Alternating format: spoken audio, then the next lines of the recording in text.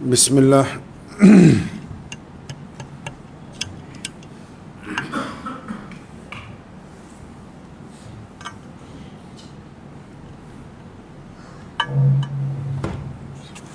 اگر وصل کرے گا تو دھیان رکھیے۔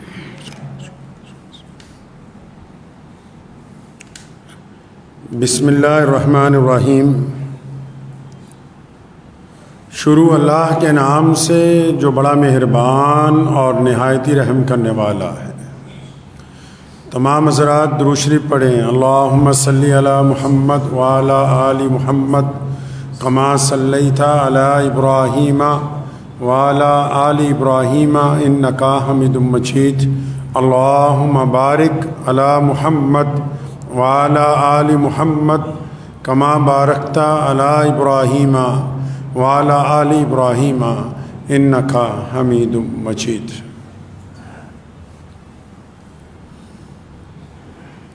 اللہ کے پیارے نبی حضرت محمد رسول اللہ صلی اللہ تعالیٰ علیہ وسلم کی ذات گرامی نے دنیا کے تمام انسانوں کی رہنمائی فرمائی ہے۔ وقت کے مطابق، حالات کے مطابق، تبدیلیوں کے مطابق اقوام کو کس طریقے سے زندگی گزارنی چاہیے، اس کی مکمل رہنمائی پیارے رسول صلی اللہ علیہ وسلم نے فرمائی۔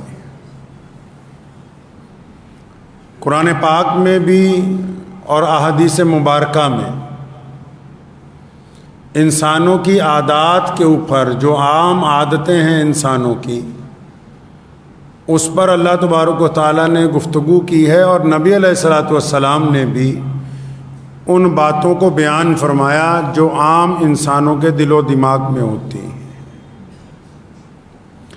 دین کا نام صرف نماز پڑھنا، روزہ رکھنا، حج کرنا، زکوٰۃ دینا، داڑھی رکھ لینا نہیں ہے۔ یہ تو دین کی ضروریات ہیں۔ ضرورتوں میں اور مقصد میں زمین آسمان کا فرق ہوتا ہے۔ قرآن پاک میں 26ویں پارے میں اللہ تبارک و تعالیٰ نے انسانوں کی کچھ عادتیں بیان کیں اور پھر نصیحت بھی فرمائی۔ نبی علیہ الصلوۃ والسلام نے بھی بارہا اس کی طرف متوجہ کیا۔ آپ نے دیکھا ہوگا کہ آج کل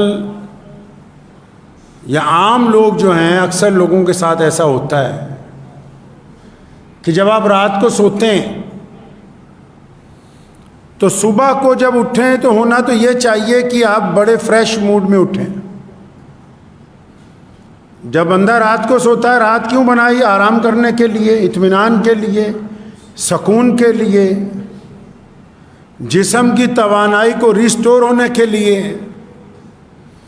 لیکن اب کیا ہو رہا ہے؟ رات کو جب بندہ سوتا ہے تو جب صبح اٹھتا ہے ایسا لگتا ہے اور زیادہ تھکا ہوا ہے، پہلے سے زیادہ پریشان ہے۔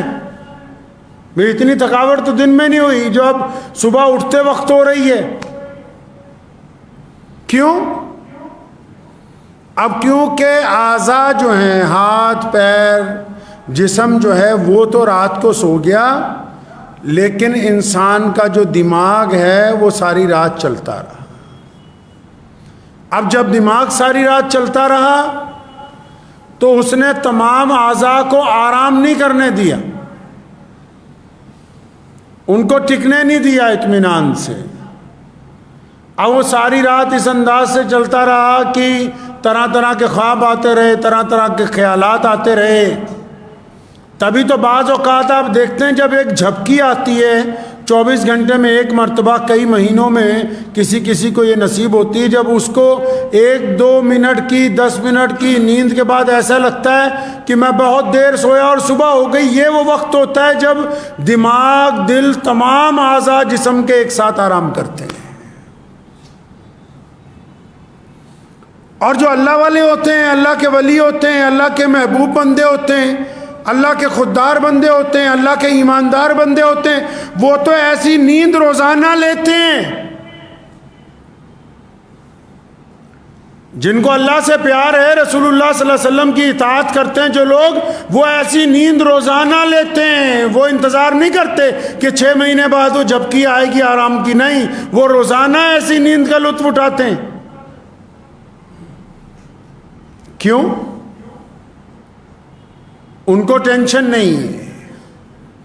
اور یہ جن کو نیند نہیں آتی، ان کو سکون والی زندگی کیوں نہیں؟ کیونکہ ان کی امیدیں بڑی لمبی ہیں، خواہشات بہت ہیں، بدگمانیاں بہت ہیں، دوسروں کے لیے دل میں حسد بہت ہے، برائیاں بہت ہیں. اللہ تعالیٰ نے قرآن پاک میں فرمایا نا کہ بدگمانی سے بچو. فرمایا کیوں؟ تاکہ بہت ساری بدگمانیاں گناہ ہوتی ہیں، تم غلط اندازے لگاتے ہو، اپنے پاس سے سوال بناتے ہو، اپنے پاس سے ان کے جواب تیار کرتے ہو، اپنے پاس سے اپنے بھائی کے لیے برائیاں تیار کرتے ہو، اپنے پاس سے سب کچھ کرتے ہو. پھر یہ ایسا ہے جیسے تم جہنم کے راستے پر چل پڑے ہو. خود پیارے نبی حضرت محمد رسول اللہ کہیے صلی اللہ زور سے صلی اللہ علیہ وسلم. خود نبی علیہ السلام نے فرمایا بدگمانی کفر ہے. بدگمانی کفر ہے. کفر مطلب جھوٹ ہے. تم کیوں اپنے آپ کو بدگمان کر رہے ہو بھائی؟ جو لوگ اللہ والوں کو جانتے ہیں، جنہوں نے اولیاء اللہ سے محبت کی ہے، انہوں نے شاید حضرت بشر حافی رحمۃ اللہ علیہ کا نام سنا ہوگا. بغداد کے ایک بہت بڑے ولی گزرے حضرت بشر حافی رحمۃ اللہ علیہ. پرانے دور میں آپ بشر حافی کی عظمت کو اس حساب سے سمجھ لیجئے، پرانے دور میں کاریں، موٹر سائیکل، اسکوٹر نہیں ہوتے تھے. ان سڑکوں پر اونٹ، بیل، گھوڑے، گاڑیاں چلتی تھیں. اور لکھا ہے کہ بشر حافی جس جگہ رہتے تھے، جن گلیوں سے، بازاروں سے روزانہ گزر کے مسجد جاتے تھے، ان کی زندگی میں کبھی کسی گھوڑے گاڑی نے، کبھی کسی جانور نے سڑک پر لید نہیں کی. کیونکہ بشر حافی ننگے پاؤں مسجد جاتا ہے، اس لیے اس کے احترام میں ساری زندگی سواری گاڑیوں میں سے کسی جانور نے بھی بغداد کی گلیوں کے اوپر لید نہیں کی. اتنے بڑے اللہ کے ولی تھے. سارا بغداد کہتا تھا جی آپ اللہ کے ولی. لیکن ایک کاروباری تھا، بیوپاری تھا. بندے کو جب کچھ مل جاتا ہے نا جی، کسی کو تھوڑا سا علم مل جائے وہ کہتا باقی جاہل ہیں. کسی کے پاس زیادہ دولت آ جاتی کہتا باقی تو قریب ہیں. کوئی کسی عہدے پہ بیٹھ جائے وہ کہتا نہیں باقیوں کے اوپر تو میں حاکم لگ گیا ہوں. کسی کو تھوڑا سا حسن زیادہ مل جائے، نہیں باقی تو بدصورت ہیں، ساری تو دنیا مجھے ہی دیکھ رہی ہے. اللہ جب کسی کو کچھ دیتا ہے تو کئیوں کا دماغ میں فتور آ جاتا ہے، گمان غلط ہو جاتا ہے. تو ایک کاروباری تھا، تو وہ کہتا جی میں تو بشر حافی کو اللہ کا ولی نہیں مانتا. بھائی کیوں نہیں مانتے؟ کہ جمعے والے دن نماز کے بعد سنت مسجد میں نہیں پڑھتے، سنت نہیں پڑھتے مسجد میں. تو چلو کوئی بات نہیں جی، نہ مانو. تو بیپاری خود کہتا میں تو اتنا حسد میں آیا، اتنا ناراضگی میں آیا، تو میں نے سوچا یہ بشر حافی کرتا کیا ہے جمعے کے بعد، یہ لوگوں کو بتاؤں گا.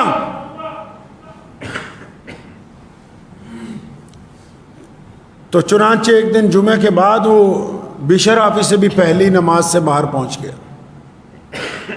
تو دیکھا بشر حافی، لوگ سنتیں پڑھنے لگے. حضرت بشر حافی رحمۃ اللہ علیہ مسجد سے باہر نکلے تو فوراً چلتے ہوئے نان بائی کی دکان پر پہنچے جہاں اچھی روٹیاں ملتی ہیں.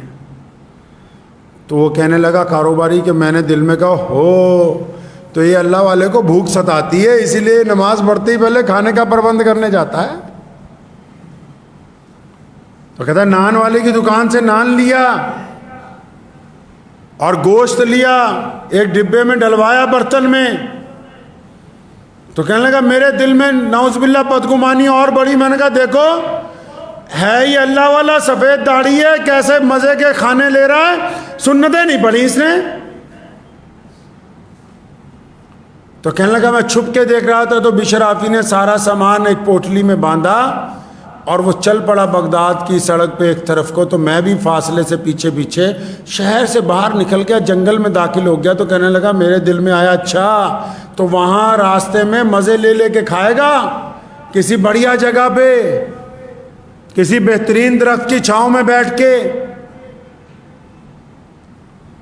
تو کہنے لگا میں پیچھے پیچھے اس کے اور چلتا رہا تو کیا دیکھتا ہوں کہ ایک بہت ٹوٹا سا مکان ہے, باہر سے کنڈی لگی ہوئی ہے.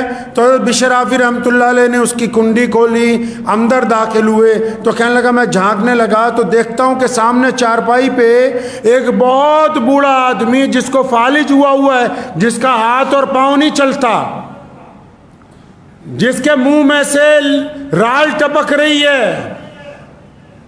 تو بشر آفی نے کھانا رکھا, اپنی دستار اتاری, پانی میں بھگو کے نچوڑی, اس سے اس کا منہ صاف کیا, ہاتھ صاف کیے اور اس کو تکیہ لگا کے بٹھایا. کھانا کھولا, لقمہ بالکل اچھی طرح ہاتھ سے نرم کر کے اور اس کے منہ میں ڈالا. اور پھر بشر آفی نے کہا کہ میرے بھائی, میرے عزیز, مجھے آج معاف کر دینا, جمعہ تھا اس لیے تمہارا کھانا 1 گھنٹہ لیٹ ہو گیا. مجھے پتا ہے تجھے اور کوئی کھلانے والا نہیں ہے, تو ناراض نہ ہو مجھ سے. جمعے والے دن مجھے مجبوری ہوتی ہے, میں جمعے کی جماعت چھوڑ نہیں سکتا. تو یہ کہتا ہے کہ میں رونے لگا کہ یہ تو معاملہ ہی کچھ اور ہے. تو بڑے میاں کے آج جس کو فالج ہوا وہ کہنے لگے بشر تو پچھلے 20 سال سے روزانہ صبح دوپہر شام مجھے کھانا کھلاتا ہے, کب تک تو ایسا کرتا رہے گا؟ بشر نے کہا جب تک میرے رب نے مجھے طاقت دے رکھی ہے. کہنے لگا تجھے ملتا کیا ہے؟ فرمایا میں جب ایسی نیکی کرتا ہوں جو بس میرے رب کو پتا ہے اور آپ کو پتا ہے, تو اللہ نے تو مجھ جیسے فقیر کی عزت لاکھوں دلوں میں ڈال رکھی ہے. کچھ نیکیاں تو ایسی ہونی چاہیے کہ جن کا تعلق اللہ اور بندے کے درمیان ہو. یہ کون سی نیکی ہے کہ ہم کسی کا کام کرنا چاہتے ہیں, پھر یہ چاہتے ہیں کہ دنیا کو پتہ لگ جائے, پھر یہ چاہتے ہیں کہ وہ فیس بک پہ جائے, پھر ہر ایک 10 منٹ بعد کھول کے دیکھتے ہیں کتنے لائک ملے, پھر تھوڑی دیر بعد دیکھتے ہیں کسی نے کچھ تعریف کے کلمے لکھے کہیں نہیں لکھے.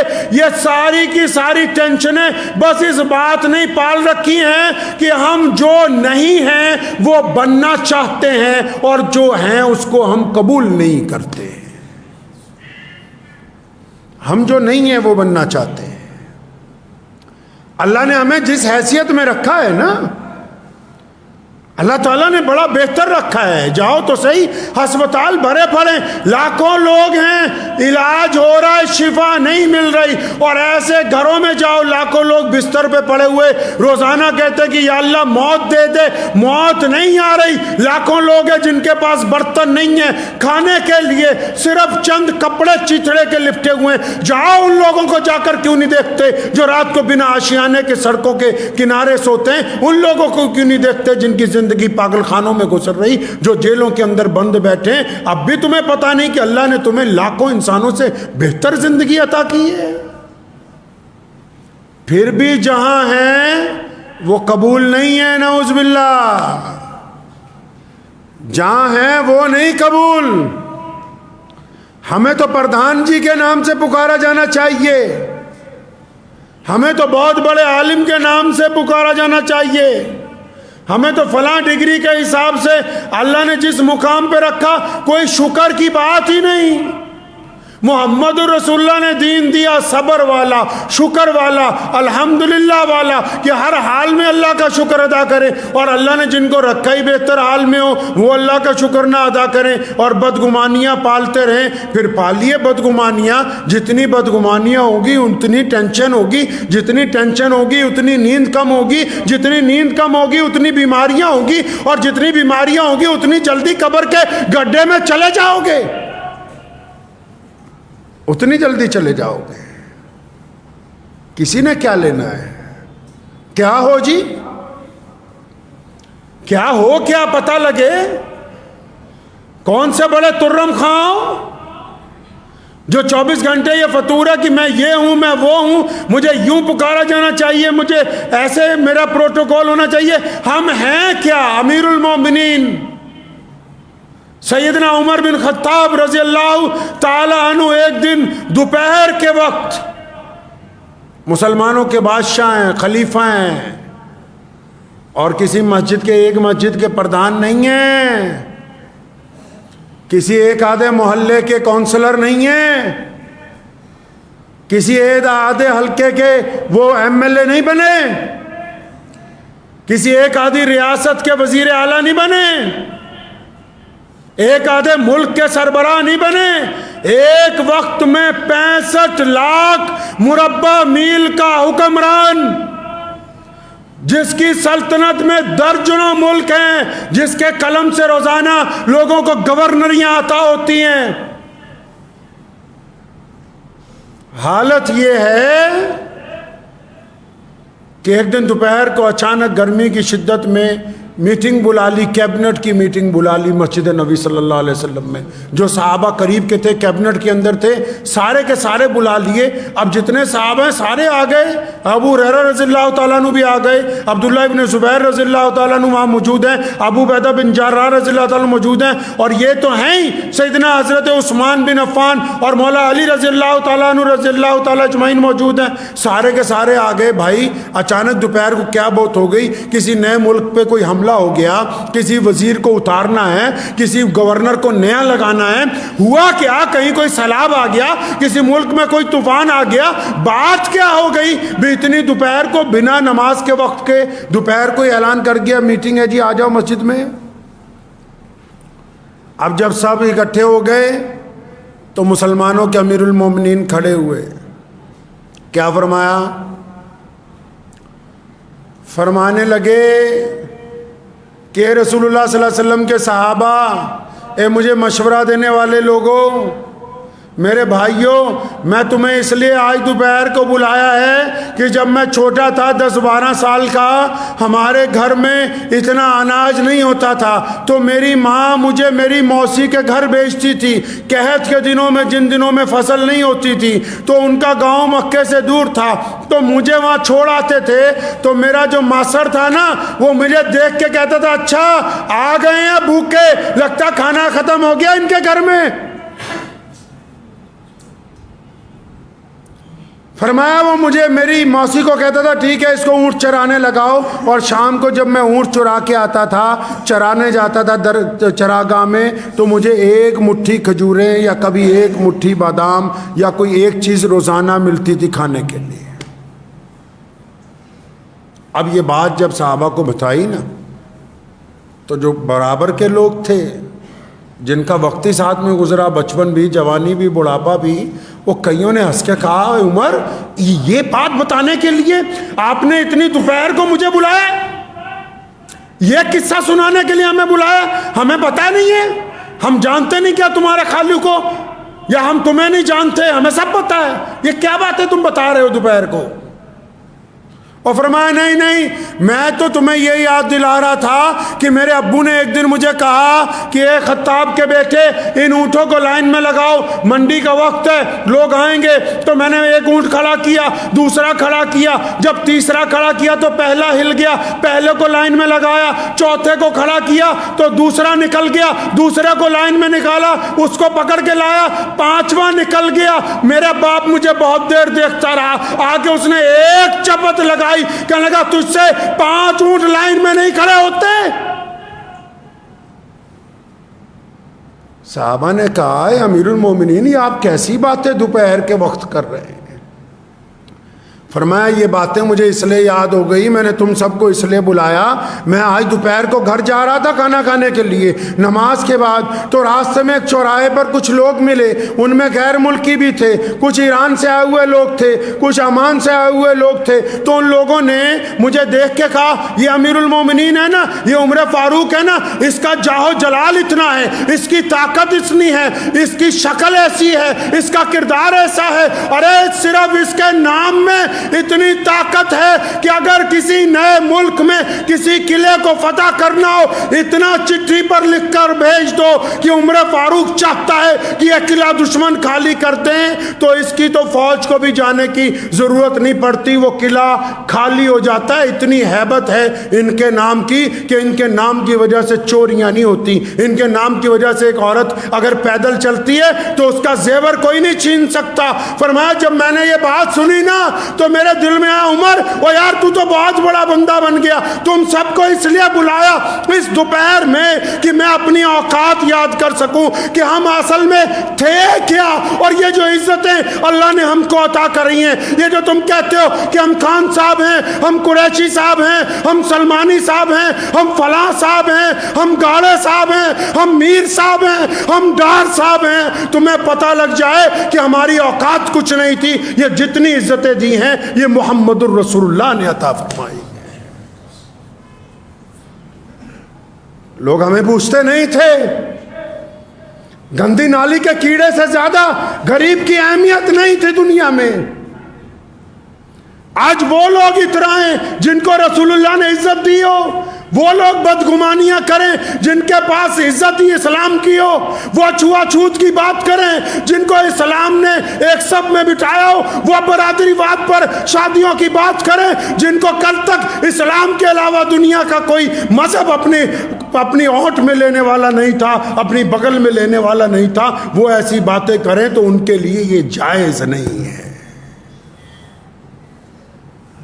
عمر رضی اللہ تعالیٰ عنہ کی جب یہ بات سنی تمام صحابہ کی آنکھوں میں آنسو آ گئے۔ فرمایا عمر تو بات تو ٹھیک ہے، ہم جتنے بھی لوگ ہیں ہمارا جو معیار ہے، ہماری دنیا کے سامنے جو عزتیں ہیں، اللہ کے قریب جو ہماری بات ہے، جو کچھ ہمارے پاس سرمایہ ہے، ہمارے پاس جو زندگیاں، ہمارے پاس جو ہے، یہ سب تو سب محمد الرسول اللہ صلی اللہ علیہ وسلم کی بدولت ہے۔ تو ہم کیوں پریشان ہیں جی؟ ہم نے دین کو رکھ دیا سائیڈ والی جیب میں ایک ٹوپی کی طرح کہ بس جب ضرورت ہو تو نکال کے اوڑھ لو، اور جب اس کی ضرورت ختم ہو جائے تو واپس اس کو پاکٹ کے اندر ڈال لو۔ ہم اتنے بدگمان ہو گئے۔ رسول اللہ صلی اللہ علیہ وسلم نے فرمایا بدگمانی کفر ہے، اس چکر میں نہ پڑو، اور رسول اللہ نے عزتیں بانٹی، ہم عزت بانٹنے کے لیے تیار نہیں ہیں۔ آپ اپنی ذاتی زندگی دیکھیں، سب لوگ، کیا ہم نے کسی کو عزت بانٹی ہے؟ کیا ایک باپ اپنے بیٹوں کو عزت دے رہا ہے؟ کیا ایک بیٹا اپنے باپ کو عزت دے رہا ہے؟ کیا ایک بھائی اپنے بھائی کی تعریف کرتا ہے؟ کیا ایک مالک اپنے مزدور کی صفت کرتا ہے؟ کیا ایک خریدار اپنے بیپاری کی تعریف کرتا ہے؟ ارے نبی علیہ السلام کو دیکھو کیا بات ہے، فرمایا جو مزدور ہے نا وہ اللہ کا دوست ہے، اور فرمایا جو اچھا بادشاہ ہے نا اللہ اس سے بڑا راضی ہے، فرمایا جو رزق حلال کماتا ہے نا اس کا حشر نبیوں کے ساتھ ہوگا، فرمایا جو بیٹیوں کا باپ ہے وہ جنت میں میرے ساتھ ہوگا، فرمایا جو بیٹی ہے نا یہ اللہ کی رحمت ہے، فرمایا جو بیٹا ہے نا یہ اپنے باپ کے نقش قدم پر چل کے اس کا نام بلند کرنے والا ہے، فرمایا جو پڑوسی ہے نا یہ سکے بھائی کی طرح ہے، فرمایا جو بیمار کی تیمار دردی کرنے جائے اللہ اس سے راضی ہو جائے۔ بتا تو لگے کیا ہم بھی کسی کی تعریف کرتے ہیں؟ کیا ہم نے بھی کبھی کہا کسی کو بیٹھ کے کہ ہم اپنی ماں سے بڑے راضی ہیں، ہم اپنے باپ سے بڑے راضی ہیں؟ کیا ہم نے سوائے شکووں کے، سوائے تنقید کے ایک مکھی کا کردار ادا کر رہے ہیں؟ 90% لوگ پورے جسم کو چھوڑ کے جہاں زخم ہے بس اسی پر بیٹھ رہے ہیں، علماء کی برائی، اپنے لیڈران کی برائی، اپنے افسران کی برائی، اپنے بھائیوں کی برائی، اپنے پڑوسیوں کی برائی، اپنی بیوی کی برائی، اپنے بچوں کی برائی۔ کوئی تو ہو جس کے ساتھ تم وفادار ہو، جس کو کہو کہ میں تیرا ہوں تو میرا، ایسا کوئی بھی نہیں۔ جھانکے تو صحیح میاں صاحب کبھی اس گریبان میں، ہم کھڑے کہاں ہیں؟ اللہ تبارک و تعالیٰ نے جج نہیں لگا دیا۔ کئی لوگ بیٹھتے ہیں، میں سنتا ہوں اکثر کہ جی فلاں مسلک والے، فلاں مسلک والے۔ اللہ کے بندے اس مسلک کو چھوڑو۔ مجھے بات یاد آ گئی، حضرت مولانا مفتی عبد الوحید صاحب بٹھنڈی جموں کے بہت بڑے عالم دین گزرے ہیں، اللہ تعالیٰ ان کے درجات کو بلند فرمائے، اللہ تبارک و تعالیٰ ان کو جنت میں اعلیٰ مقام عطا فرمائے۔ انہوں نے اپنی مادری زبان میں قرآن پاک کی تفسیر لکھی ہے، مادری زبان میں۔ تو فرماتے ہیں کہ ایک دن ایک صاحب میرے پاس آ گئے، کہنے لگے حضرت مفتی صاحب میں آپ سے یہ پوچھنے آیا تھا کہ اگر کسی کو مسلمان بنانا ہو تو مجھے کیا کرنا پڑے گا؟ کسی کو مسلمان کرنا ہو تو کیا کرنا پڑے گا؟ تو مفتی فیض الوحیدی صاحب رحمۃ اللہ علیہ نے فرمانے لگے کہ بھائی اگر کسی کو مسلمان کرنا ہو تو اس کے لیے پہلے خود مسلمان ہونا پڑے گا، پہلے خود مسلمان ہونا پڑے گا۔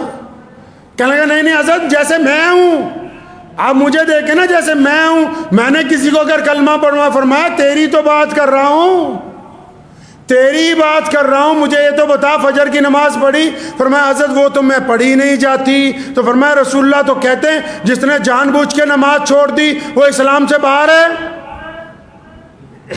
اور 11ویں والے پیر شیخ عبد القادر جیلانی بغدادی رحمۃ اللہ علیہ فرماتے ہیں کہ جس نے جان بوجھ کر نمازیں قضا کی، جس نے جان بوجھ کر 3 جمعے کی نمازیں چھوڑ دی، فرمایا اس کا نکاح ٹوٹ گیا، اولاد حرام کی ہے۔ پڑھیے 11ویں والے پیر کے جتنے عاشق ہیں ان کو جا کے پہلے، اور فرمایا ایسا بندہ مر جائے تو اس کو مسلمانوں کے قبرستان میں دفنانا جائز نہیں ہے۔ تو مفتی فیض الوحیدی صاحب نے فرمایا کہ پہلے خود مسلمان ہونا پڑے گا۔ حضرت جیسے میں، فرمایا فجر کی نماز پڑھی نہیں، ظہر پڑھتے ہو نہیں، کس بات کی دعویٰ ہے کہ ہم بہترین مسلمان ہیں؟ بہترین مسلمان ہونے کے لیے رسول اللہ کا کہنا ماننا ہوگا، اور رسول اللہ کا کہنا سب سے پہلے یہ ہے کہ نماز میری آنکھوں کی ٹھنڈک ہے، تاکہ رسول اللہ چاہتے ہیں کہ نماز آپ کو بدگمانی سے بچا دے، نماز آپ کے خیالات کو اچھا کر دے، نماز آپ کے کردار کو اچھا کر دے، نماز آپ کے لب و لہجوں کو اچھا کر دے۔ تو جتنے بھی لوگ چاہتے ہیں نا بھی ٹینشن سے بچنا ہے، جتنے لوگ چاہتے ہیں کہ رات کو آرام سے سونا ہے، جتنے لوگ چاہتے ہیں کہ ہمارے دل میں جو روگ ہیں وہ دور ہو جائیں، تو بدگمانی دور کرنے کا بہترین طریقہ اللہ تعالیٰ کی حضور سجدہ ہے، اپنے دل کو پاک کرنا اور دوسروں کی تعریف کی ہمت کرنا۔ اسلام نے کہا کہ اگر آپ کسی کی تعریف نہیں کر سکتے تو اس کی برائی بھی مت کیجیے۔ کئیوں میں ہمت نہیں نہ ہوتی تعریف کرنے کی، کہتے نہیں ہم نے تو قسم کھا رکھی ہے اس کی برائی کرنی ہے۔ تو اگر آپ ایسی برائی کر رہے ہیں جو اس بندے میں ہے نہیں، اس بندے میں ہے نہیں۔ نبی علیہ الصلوۃ والسلام کے لیے جب اس بادشاہ نے کہا کہ نبی علیہ السلام کے کسی رشتہ دار کو بلاؤ، رشتہ دار سے پوچھیں گے کہ یہ کیسے ہیں، تو ابو سفیان اس دور میں مسلمان نہیں ہوئے تھے رضی اللہ تعالیٰ عنہ، وہ اس بادشاہ کے قریب تھے، پہنچے تو بادشاہ نے کہا رشتہ دار بلاؤ، رشتہ دار بلائے گا، بتائے گا کہ یہ کیسے ہیں، ان کا کردار کیسا ہے، رہن سہن کیسا ہے۔ رشتہ داروں کو اصلیت پتہ ہوتی ہے، اور رشتہ دار سارے تو اچھے نہیں نہ ہوتے۔ لیکن سنو حضرت ابو سفیان نے کیا کیا، فرمایا میں تو رسول اللہ کے ساتھ نہیں تھا، ایمان نہیں لایا تھا، اس نے مجھے رسول اللہ کے بارے میں بہت سارے سوالات کیے، فرمایا بڑی کوشش کے باوجود کوئی ایسی بات ہی نہیں ملی جو نعوذ باللہ ہم کہتے ہیں کہ رسول اللہ صلی اللہ علیہ وسلم کے اندر یہ بات ہے۔ کوئی بات ہوتی تو بتاتے، کوئی ہوگی تو بتائیں گے۔ آج کل تو اچھا کام شروع ہو گیا نا، رشتہ داروں نے بھی، یاروں دوستوں نے بھی نماز اپنی پڑھتے ہیں، کھاتے میں دوسرے کی لکھوا رہے، صدقہ خود دے رہے ہیں، کھاتے میں دوسرے کی لکھوا رہے۔ آپ کہیں گے یہ کیسے ہو سکتا ہے، نماز اپنی پڑھتے ہیں، کھاتے میں دوسرے کے لکھواتے ہیں۔ بھائی اب جس کی برائی کرو گے، جس پہ الزام لگاؤ گے، اس میں وہ برائی نہیں ہے تو یہ تمہاری نمازوں کا اجر تو اسی کے کھاتے میں لکھا جائے گا نا جی، یہ آپ کی نیکیوں کا ثواب تو اسی کو ملنے والا ہے نا، آپ تو پھر کنگلے کے کنگلے ہی۔ تو اس لیے کوشش کریں کہ پیارے نبی حضرت محمد رسول اللہ صلی اللہ علیہ وسلم چاہتے ہیں کہ خوبصورت معاشرہ بنے۔ کیسا جی؟ کیسا معاشرہ بنے؟ خوبصورت، اگر میں اس بات کو آگے لے چلوں تو بہت لمبی گفتگو چاہیے، اور یہ گفتگو جا کے سیدھی پارلیمنٹ پر ختم ہوگی کہ کس طرح آپ اس عادت کو اپنا کے عزت دارانہ طریقے سے اقتدار میں حصے دار بن سکتے ہیں۔ آپ اس بیماری کو چھوٹی بیماری نہ سمجھیے۔ یہ جو غیبت کی بیماری ہے اور بدگمانی کی بیماری ہے اور حسد کی بیماری ہے، اس نے صرف آپ کی صحت کو نہیں نقصان پہنچایا، آپ کی اجتماعیت کو بھی نقصان پہنچایا ہے، آپ کی سیاسی طاقت کو بھی نقصان پہنچایا ہے، آپ کی جماعت کی نماز کو بھی نقصان پہنچایا ہے، آپ کے شادی بیاہوں کو بھی نقصان پہنچایا ہے، آپ کے محلے کو بھی نقصان پہنچایا ہے، آپ کے کاروبار کو بھی نقصان پہنچایا ہے۔ آپ کیا سمجھ رہے ہیں کہ صرف اتنا ہی ہوا ہے کہ ہم دوسرے سے بدگمان ہیں؟ نہیں، بدگمان ہونے سے رابطے ٹوٹ گئے ہیں، بدگمان ہونے سے رابطے ٹوٹ گئے ہیں، بدگمان ہونے سے طاقت بکھر گئی ہے، بدگمان ہونے سے رشتے میں کھٹاس آ گئی ہے، بدگمان ہونے سے ہوا اکھڑ گئی ہے، اب ہمیں کوئی پوچھتا نہیں ہے۔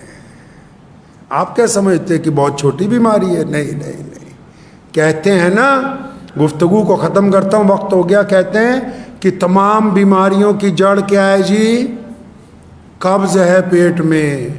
اگر یہ ٹھیک نہ ہونا تو پہلے پھیپھڑوں کو خراب کرتی ہے، پھر گردے کو خراب کرتی ہے، پھر دل کی بیماری لگاتی ہے، پھر کینسر کی بیماری لگاتی ہے، پھر گٹھیے کی بیماری لگاتی ہے۔ اور وہ بندہ کیا سمجھتا ہے کہ نہیں صرف قبض ہی، ارے نہیں، یہ جو بیماری کی ابتدا ہے یہ تمام بیماریوں کی جڑ ہے۔ اسی طرح جو بدگمانی ہے، اسی طرح جو حسد ہے، اسی طرح دوسروں کے دلوں میں جو آپ اپنے دل میں نفرت رکھتے ہیں، آپ یہ نہ سمجھیں کہ ایک چھوٹی سی بیماری ہے، اس نے آپ کے کاروبار کو محدود کیا ہے، اس نے آپ کے رشتوں کو محدود کیا ہے، اس نے آپ کی سیاسی طاقت کو محدود کیا ہے، اس نے آپ کی انفرادی طاقت کو بخیر دیا ہے۔ اس لیے ہمیشہ یاد رکھیں، جتنی زیادہ بدگمانی کو دل میں سے ختم کریں گے، اللہ اتنی عزت عطا فرمائیں گے، اللہ اتنی طاقت عطا فرمائیں گے، اتنے وسائل عطا فرمائیں گے، اور دل کو سکون پہنچ جائے گا۔ اس کے بعد جب آپ سجدہ کریں گے تو آپ کا سجدہ اللہ تعالیٰ کے ہاں قبول ہو جائے گا انشاءاللہ تعالیٰ۔ دعا کیجیے اللہ اس پہ اور مجھے، آپ کو اور مجھے سب کو اس پہ عمل کی توفیق عطا فرمائے۔ وآخر دعوانا ان الحمد للہ رب العالمین۔